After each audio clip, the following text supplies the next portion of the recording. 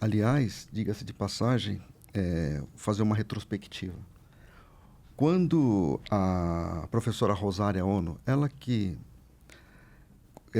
foi a pessoa contratada para fazer a minuta dessa norma, né? O CEBIC, né? Comitê Brasileiro da Indústria da Construção, chamou a Rosária para fazer uma minuta dessa 9077. Porque é mais fácil você partir para uma comissão de estudo da ABNT já com uma minuta, né, com ponto de partida, do que começar do zero. E aí a professora Rosária chamou eu, o Negrisolo e o Coronel Gil, um grande amigo nosso. E, bom, por onde que nós vamos começar? Vamos aprimorar a norma existente. Me chega esse maluco com um modelo de norma que rompia totalmente os paradigmas que nós conhecíamos. Falava mudou da água para o vinho. Quanto tempo isso, Marcos? 2017. 2017. No começo, a gente achava, puta, essa mudança é muito radical, Negri.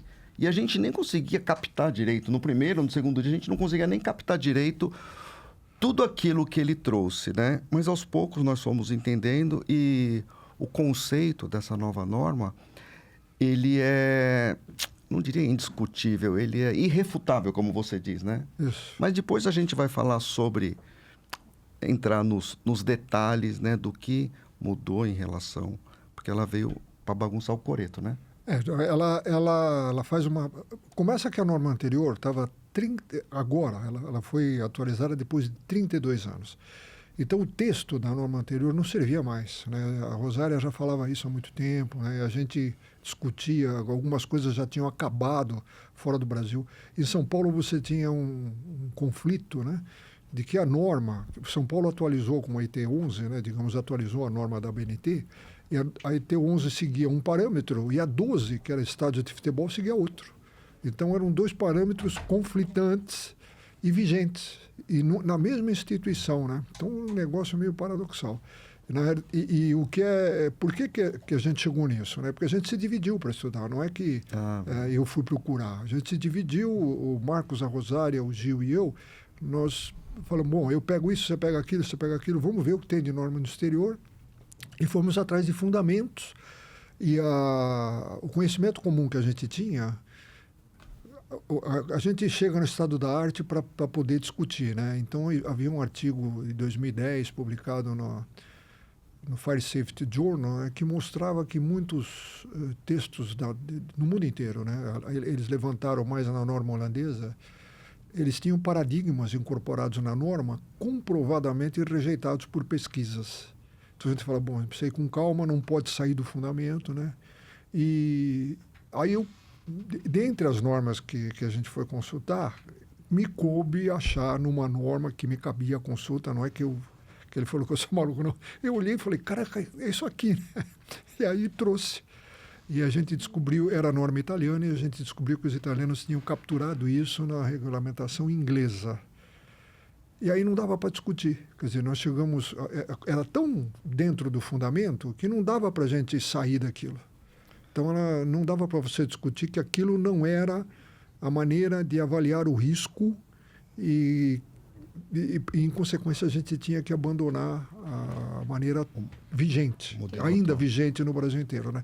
Foi isso que ele falou. Quer dizer, ficamos todos de olho arregalado. Eu arregalei o olho quando li, aí eu apresentei a eles arregalaram o olho também, aí todos nós de olho arregalado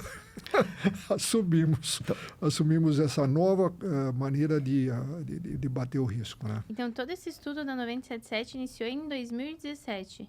2017. 4 pessoas e cada uma foi estudar a norma de um país, ou mais de uma norma de um país. Então, basicamente, o Negrisolo veio com a norma italiana, que tinha sido recém-publicada. Sim. Né? E aí depois nós também fomos estudar, ou entender a norma italiana. Só que, por ser uma língua latina, a gente acha que é fácil de estudar, né? Eu acho que o italiano é mais difícil de entender do que o inglês. Eu estudei, se não me falha, nem lembro, acho que foi a 101, a NFPA 101, Life Safety Code. Não lembro quem foi que estudou a ABS 999, né? Que é a norma inglesa. Nós demos uma olhada no International Fire Code também, no Approved B da Inglaterra. Nós olhamos 5 ou 6 normas, né? E realmente a mais recente era a italiana, mas não era, porque a italiana tinha se apoiado na BS 9.999. Aí nós descobrimos que a origem da reclassificação de risco era da BS 999, que os ingleses tinham demorado 10 anos para chegar nessa classificação de risco, que estava de acordo com os fundamentos do handbook da NFPA. Então, fechou, né? Quer dizer, o fundamento dizia, quando você vai cuidar da vida, você tem que olhar fundamentalmente a velocidade de crescimento do fogo e a condição do ocupante. Então, esses dois pilares é que classificam o risco para saber o que você vai fazer. E são os pilares nos quais tem que se basear, no mínimo, o poder público, que é o principal responsável pela manutenção da vida, né? Então, tudo que se faz vem das seguradoras. Quer dizer, as seguradoras foram quem mais estudaram, porque vai direto para o bolso. Então, eles...